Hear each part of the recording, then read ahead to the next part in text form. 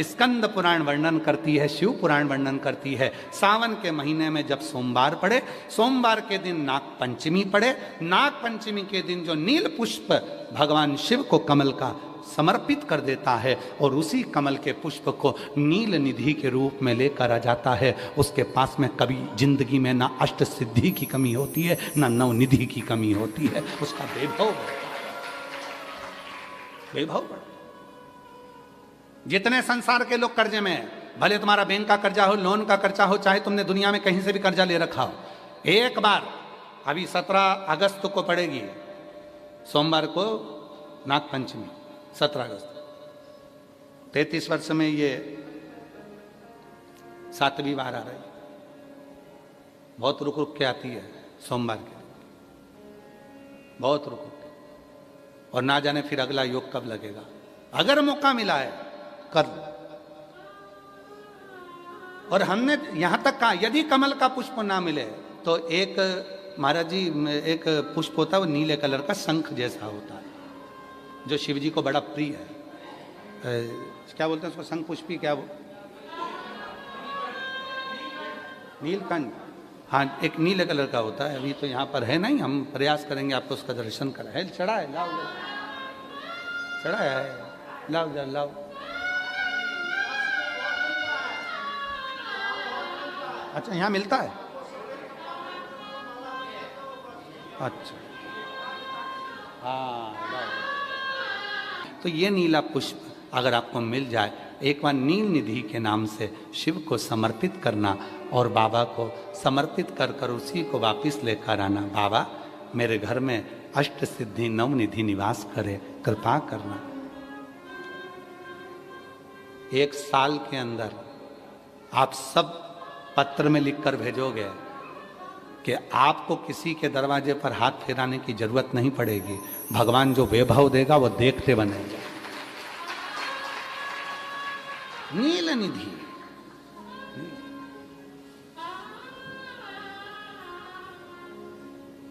कौन सा दिन है बोलो जरा, सावन के, जम के बोलो जरा, जम के बोलो। सावन के सोमवार पर यदि नाग पंचमी पड़े तो फिर हमें ना तो तप करना है, ना साधना करना है, ना कोई उपवास, ना कोई। और एक और चीज बड़ी सुंदर लिखी है महाराज, नील निधि, ध्यान दीजिएगा। यदि डॉक्टर ने कह दिया तुम्हारे शरीर में कोई गठान है, बहुत बड़ा कोई रोग हो गया है, ये छूट नहीं रहा है, बहुत तकलीफ में पड़े हुए हो और मिट नहीं रहा, तब शिव जी के शिवलिंग पर एक दुर्वा, दुर्वा का मुख हो जलाधारी की ओर जहाँ से पानी बहता, बेलपत्री, बेलपत्री का डंडी का मुख हो जहाँ से जल बहता जलाधारी की ओर, और 2 छोटी छोटी कटोरियों में यदि सावन महीने के सोमवार की नाग पंचमी पर अगर दूध चढ़ाया जाता है और उसको दूध चढ़ी हुई बेलपत्री और दुर्वा दोनों को लेकर आया जाता है, दुर्वा सुबह के समय द्वितीय दिवस में, जिस दिन चढ़ाओगे उस दिन नहीं, द्वितीय दिवस में उसको सुबह सुबह चबाकर खा लीजिए, और बेलपत्री को जिस कक्ष में आप सोते हैं उस कक्ष में उसको रख लीजिए, कहीं पर भी हमेशा के लिए। जो शरीर का रोग है वो धीरे धीरे मिटेगा ही, और 4 से 6 महीने के अंदर बड़े से बड़ा रोग सारी रिपोर्टें नील आकर सामने खड़ी हुई। ये कोई साधारण नहीं है, सावन महीने का सोमवार उस दिन पड़ने वाली नाग पंचमी, ये इसी को प्रेम कहते हैं। कितना सुंदर कहा, विष्णु पुराण को पढ़िएगा, कूर्म पुराण को पढ़िएगा, अग्नि पुराण को पढ़िएगा, कितनी सुंदर बात कही विष्णु पुराण में। ब्रज की धरा पर जाकर, ब्रज की भूमि पर जाकर, अयोध्या की भूमि पर जाकर, जगन्नाथपुरी में जाकर, द्वारकापुरी में जाकर, मथुरापुरी में जाकर, जितनी पुरियां हैं इन सारी पुरियों में जाकर, जो उस पुरी में जाकर भगवान शंकर को ढूंढता है उसे राम और कृष्ण सरलता में मिल जाते हैं, सरलता में मिल जाते। और हम क्या करते हैं, अयोध्यापुरी गए तो राम जी को ढूंढने का प्रयास करते हैं। आप अयोध्यापुरी जाना तो कभी शंकर जी का मंदिर ढूंढना, एक लोटा जल शंकर जी के मंदिर को ढूंढना अयोध्या में और चढ़ा के आ जाना, राम जी तुम्हें ढूंढना चालू कर देंगे। कहां गई? सिफारिश भी कराओ तो अच्छी जगह से कराओ। अयोध्या में पहुंचते सी एक लोटा जल, मंदिर ढूंढो शंकर जी का, जल्दी ढूंढो शंकर जी का मंदिर मिल जाए, एक लोटा जल भराओ, चढ़ा दिया। भोलेनाथ जी को जैसे ही जल चढ़ाया, शंकर जी ने तुरंत फोन लगाया, आई है भानुमति की छोरी, गप्पो की भाई की लड़की आई है, दर्शन दे देना, अब तुम्हारे लिए सारे रास्ते खाली। तो लोगों ने कहा हम अयोध्या दर्शन करने के लिए गए, ऐसी कृपा हो गई, उस दिन तो मंदिर पूरा खाली था, मेरे को तो बहुत अच्छे से दर्शन हुए। दर्शन कहां से हुए? फोन लगाया किसने? बाबा ने। इसलिए अयोध्यापुरी जाना तो पहले शिव जी को एक लोटा जल चढ़ाना, सारे रास्ते खाली हो जाएंगे। मथुरा जाना, ब्रज जाना, वृंदावन जाना, काशी, आप ब्रज में गोकुल, बरसाना, नंदगांव, कहीं पर भी जाना, पहले ब्रज के शंकर जी के मंदिर जाना, कहीं गोपेश्वर, कहीं भूतेश्वर, कहीं चकलेश्वर, किसी शिव मंदिर में चले जाना और वहां जाके एक लोटा जल चढ़ा देना, तुम्हारे लिए सारे मंदिर खाली। फोन लग जाएगा, आई है, के गई है, खाली कर दो। बोलो सही है कि गलत है?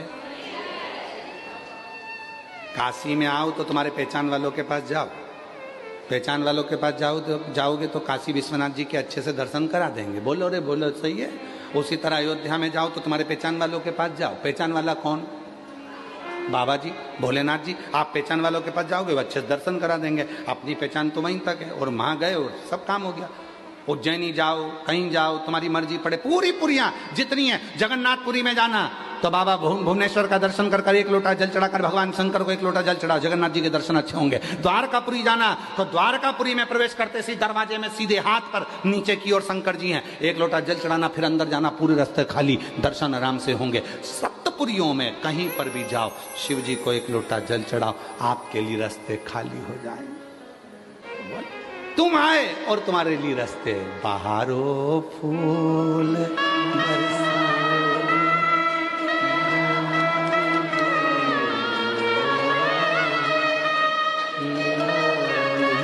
अरे मेरा बाबा का भक्त आया है, मेरे बाबा।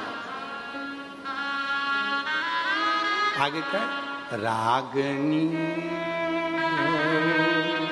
से कथा श्रवण कर रहे हैं उनसे निवेदन करना चाहूंगा, जितने शिव जी की कथा को श्रवण कर रहे हैं उनसे निवेदन करना चाहूंगा, ये केवल यहीं तक नहीं है। शिव महापुराण की कथा में वर्णन आता है, यहां तक हमारे शास्त्र कहते हैं, जब कोई भगवान राम जी का भक्त प्राण को त्यागता है, कृष्ण जी का भक्त प्राण को त्यागता है, विष्णु जी का भक्त प्राण को त्यागता है, तो बैकुंठ से विमान आता है।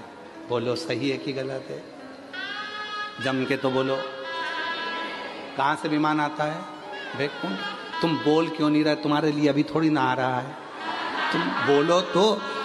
जब भगवान नारायण का, भगवान ब्रह्मा जी का, भगवान राम जी का, भगवान कृष्ण जी का जब कोई भक्त प्राणों को त्यागता है तो बैकुंठ से विमान आता है, बैकुंठ से पार्षद आते हैं, वो लेकर जाते हैं। पर जब शिव जी का कोई भक्त, शिव पुराण सुनने वाला, जल चढ़ाने वाला जब प्राणों को त्यागता है, विमान कुछ नहीं आता, वो खुद ही आता है, नंदी पर बिठाता है, लेकर चला जाता। फिर किसी ने पूछा इसका प्रमाण क्या है? तो शिव महापुराण की विद्येश्वर संहिता को चालू होने से पहले शिव महापुराण के महत्तम में लिखा है, देवराज नाम का ब्राह्मण चोरी का धन लेकर शंकर जी के मंदिर में गया, चोरी का धन लेकर गया था, शिव पुराण की कथा सुन ली थी, शिव जी के मंदिर में गया था, बाहर निकला, प्राण छूट गए तो उसको लेने के लिए कोई नहीं आया, शंकर भगवान नंदी लेकर आए और उसको बिठाया नंदी पे, शंकर जी पकड़े नंदी को और चल दिए। तो इतने में इंद्र ने पूछा, बाबा ये तो चोर है और तुम इसको नंदी पे बिठा कर ले जा रहे हो?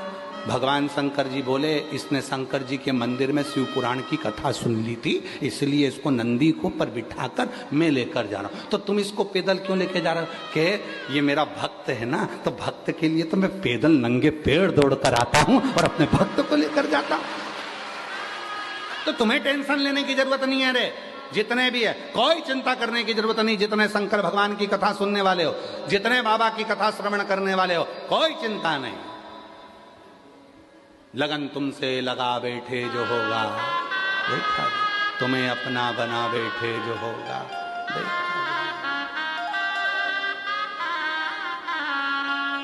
बंसल जी, आज के समय में ये जितने भी श्रोता बैठे हैं और जितने बाहर बैठे हैं और जितने ऑनलाइन सुन रहे हैं अपने अपने घरों में बैठकर, मोबाइल पर, व्हाट्सएप पर, इंस्टाग्राम पर, फेसबुक पर, जितने भी सोशल मीडिया पे सुन रहे हैं, मैं एक एक श्रोताओं से, जितने टीवी पर सुन रहे हैं और जितने यहाँ सुन रहे हैं, मैं सबको खड़े होकर पूछ सकता हूँ कि आपने कहाँ तक पढ़ाई करी है। बुजुर्ग माताएं भी कह देगी कि मैंने भी कहीं 8वीं पढ़ा होगा, 5वीं पढ़ा होगा, 6ठी पढ़ा होगा, 7वीं पढ़ा होगा। कोई कहेगा कि मैंने MBA करा होगा, कोई कहेगा मैंने ये पढ़ाई करी, कोई कहेगा मैंने ये पढ़ाई करी।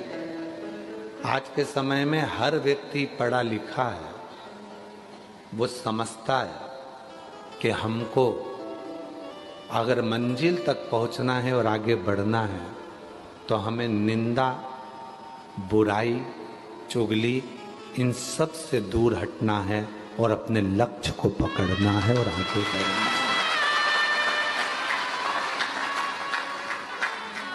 लक्ष्य अपना हो। अमृत कहाँ मिलेगा, ये पार्वती जी पूछ रही हैं। समुद्र में अमृत है। शिव जी कहते हैं अगर समुद्र में अमृत होता तो समुद्र खारा ही नहीं होता। मंथन समुद्र में भी नहीं।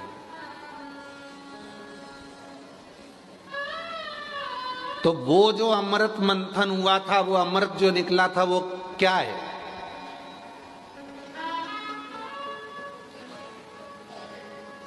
शिव जी ने कहा वो तो विचारों का मंथन है।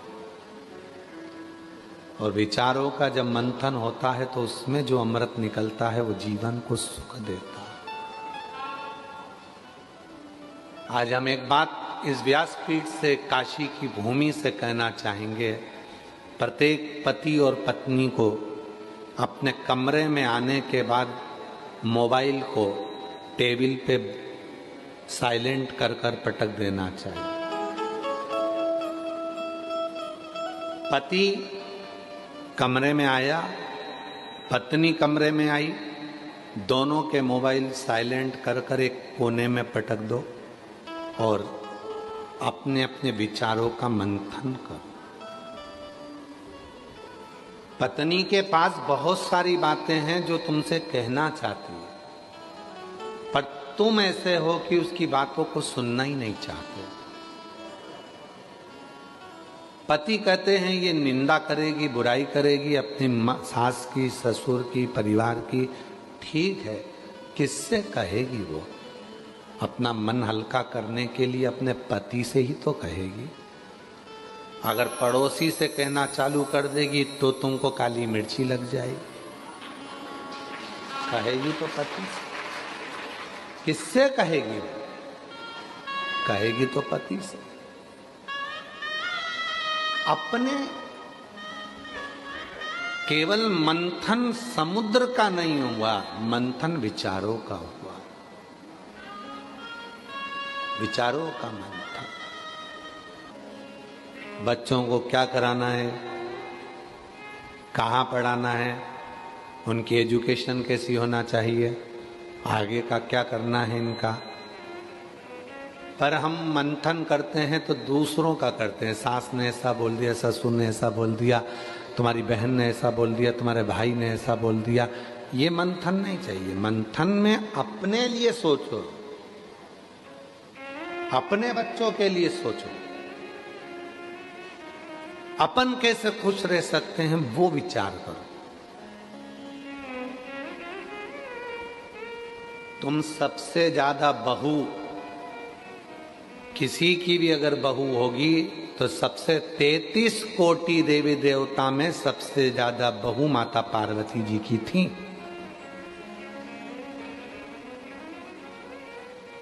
माता पार्वती।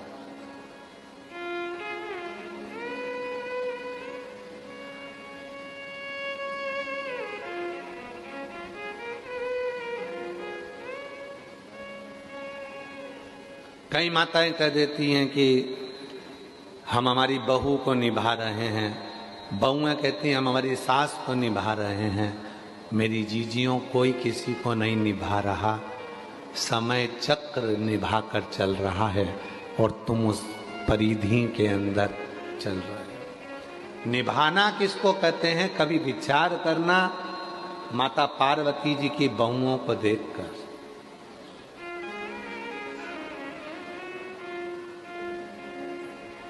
बहुओं को देख,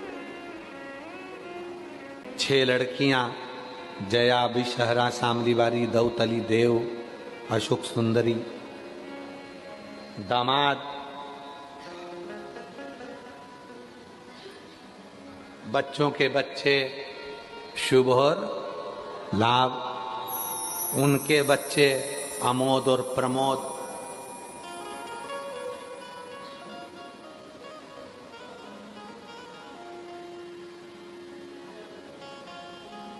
फिर उनके बच्चे आनंद और कीर्ति,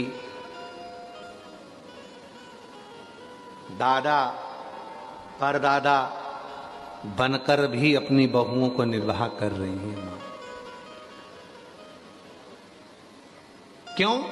क्योंकि मंथन पति और पत्नी में है, विचारों का, तो वहां विवाद नहीं होता।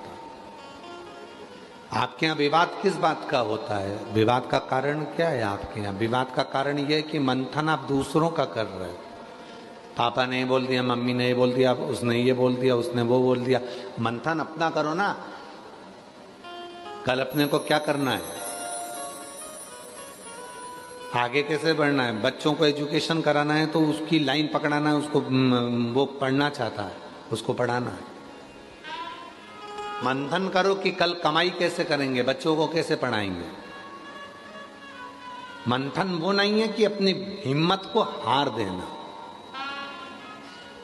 विष निकाल लेना, इसको मंथन नहीं कहा गया।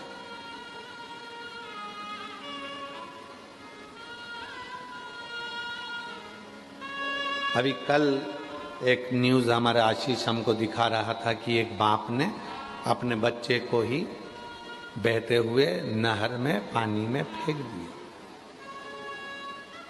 मां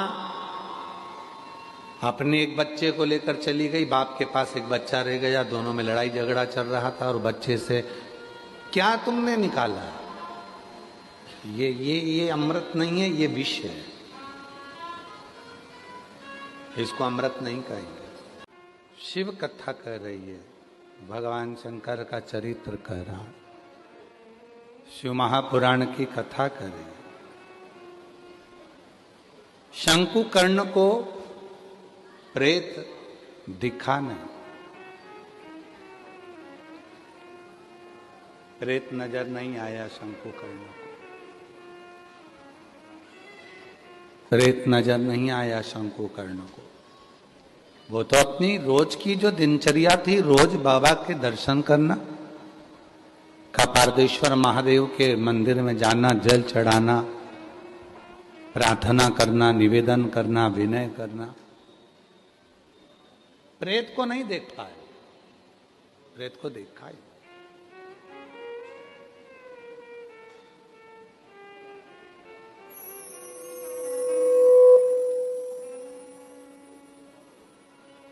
अब रोज शंकुकर्ण ब्राह्मण रोज मंदिर जाते, रोज आते, प्रेत शंकुकर्ण ब्राह्मण को देख रहे थे, पर वो शंकुकर्ण ब्राह्मण प्रेत को नहीं देख पा,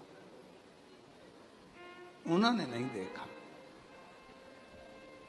इसी को शिव भक्ति कहते हैं, इसी को शिव की उपासना कहते हैं, इसी को देव अधिदेव महादेव की अविरल भक्ति कहते हैं कि आप शिव का दर्शन करो, आप शिव को भजो।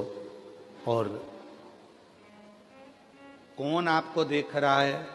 कौन आपको फॉलो कर रहा है, कौन आपको देख रहा है, कौन आपके पथ पर चल रहा है, ना चल रहा है, वो उनकी मर्जी। आप तो केवल शिव की भक्ति करो। और जो जैसी का वो वैसा ही नहीं खाई उसे वो मन ही मन और कर दिया माला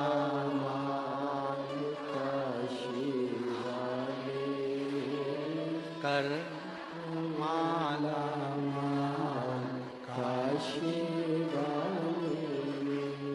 लुटा दिया भंडार काशी वाले कर दिया माला माल काशी वाले। शंकुकर्ण ब्राह्मण प्रेत को नहीं देख रहा है, पर प्रेत रोज शंकुकर्ण को देख रहा। अब देखिएगा जरा कितना सुंदर भाव कहा गया।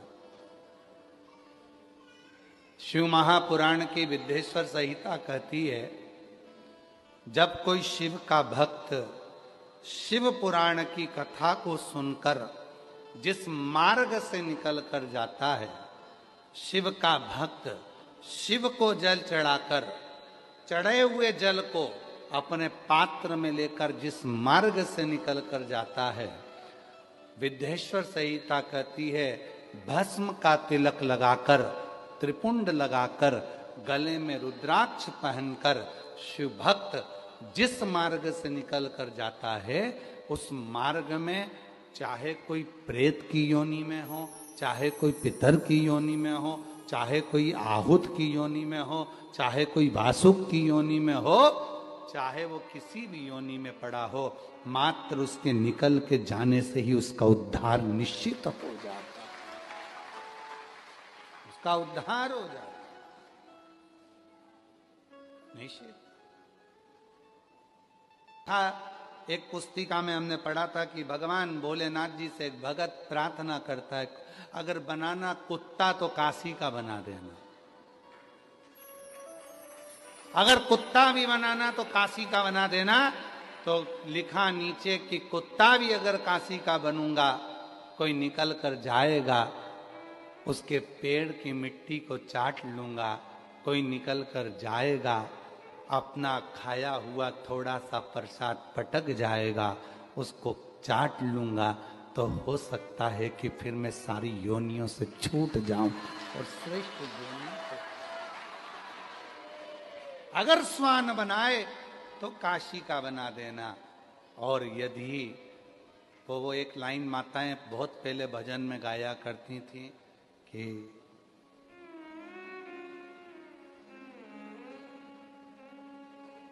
हमारा घर भी काशी में बना देते तो क्या होता, हमें भी काशी में बुला लेते तो क्या होता। पहले माताएं बहुत गाया करती थी।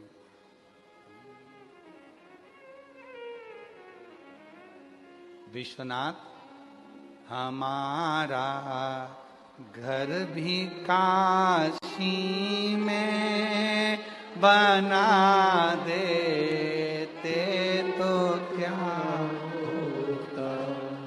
विश्वनाथ हमारा घर भी काशी में बना देते तो क्या होता। हमें भी काशी नगरी में बुला लेते तो क्या होता।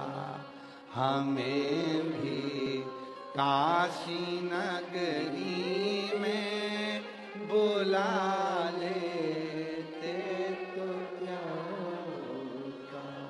सुना है आपने शंभू माँ गंगा को तारा है, सुना है आपने शंभो माँ गंगा को तारा है, हमें भी गंगा की डुबकी लगा देते तो क्या होता, हमें भी गंगा की डुबकी लगा देते तो क्या होता। विश्वनाथ हमारा घर भी काशी में बना देते तो क्या होता। बाबा यदि हमारा घर भी काशी में बन जाता तो क्या, ये कृपा नहीं तो और क्या है। तो विद्धेश्वर संहिता शिव महापुराण की कहती है, कोई कथा सुनकर जा रहा है तो भी उद्धार है, कोई शिव जी पे चढ़े हुए जल को लेकर आ रहा है तो भी उद्धार है, तो भी उद्धार। अभी महाराज जी बता रहे थे, श्री कांत मिश्रा जी अर्चक श्री काशी विश्वनाथ मंदिर से, कि बाबा को रात्रि को जो माला पहनाई थी वो माला यहाँ बाबा के भाव से लेकर आ। अब जब काशी से विश्वनाथ जी के मंदिर से अगर फूल की माला चलकर आ रही होगी और वो माला झोले में बैग में जब चलकर आ रही होगी, जिस रास्ते से निकल कर आ रही होगी, उस मार्ग के जितने जितने जीव होंगे उनका तो कल्याण अपने आप हो रहा होगा।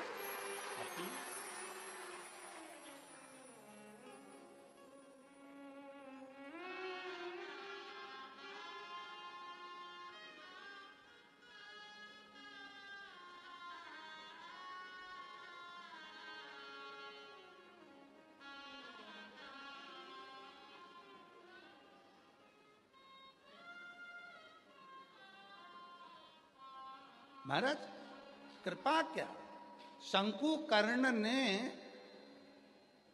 प्रेत को नहीं देखा, पर प्रेत रोज शंकुकर्ण को देख रहा, रोज प्रतिदिन। और शंकुकर्ण तो अपने वही कपार्देश्वर महादेव का स्मरण कर रहे हैं, जल चढ़ा रहे हैं, पूजन कर रहे हैं ना। अब एक दिन प्रेत ने बीच रास्ते में जाके खड़ा हो गया, जहां से शंकुकर्ण जा रहा है, बीच रास्ते में खड़ा। और बीच रास्ते में जो शंकुकर्ण जा रहे थे उसी मार्ग में वो प्रेत आकर खड़ा हो गया, हाथ जोड़ लिए।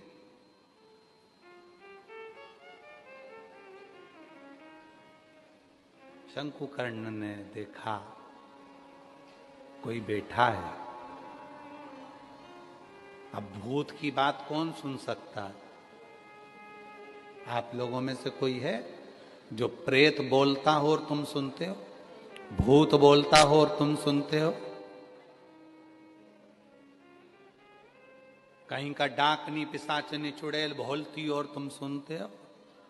बहुत कठिन है, कोई नहीं सुनता। फिर लिखा स्कंद पुराण के काशी खंड में कि शंकुकर्ण ने प्रेत की वाणी कैसे सुन ली। शंकुकर्ण ने प्रेत की वाणी कैसे सुनी, तो उसका वर्णन आता है स्कंद पुराण का काशी खंड कहता है कि जब मस्तक पर भस्म लगी हो, त्रिपुंड लगा हो, गले में रुद्राक्ष पड़ा हो, मुख में शिव नाम हो और हाथ में शिव का चढ़ा हुआ जल हो, तो प्रेत, भूत, पिशाच, नाग, गंधर्व, किन्नर सबके दिल की बात अपने दिल में आकर विराजमान हो जाती है, अपने आप वो भीतर प्रवेश कर जाती अपने। और शंकुकर्ण ने कहा, प्रेत मैं जान गया तुम्हें मुक्ति चाहिए, तुम कौन हो, अब तुम्हें अपनी वाणी से कहना पड़ेगा। पर प्रेत कैसे बोलता? तो शंकुकर्ण ने जो कपार्देश्वर महादेव को जल चढ़ाया था, जो जल लेकर आया था, वही जल प्रेत को छीट दिया। छीटते से ही प्रेत अपने स्वरूप में आ गया। बड़े बड़े दंत थे, बड़े बड़े दंत, शरीर बड़ा विकराल था। और उसने कहा मैं पूर्व समय में इसी काशीपुरी का निवासी था, काशी में ही मेरा निवास था, पर मेरे दरवाजे पर कभी मैंने जिंदगी में किसी को पानी नहीं पिलाया, कभी मैंने भोजन नहीं कराया। मेरी जीजियों, मेरे जीजाओं, मेरी बेटियों, मेरे बेटाओं, मेरे बुजुर्ग माँ बाप, याद रखना शिव महापुराण की विद्येश्वर संहिता में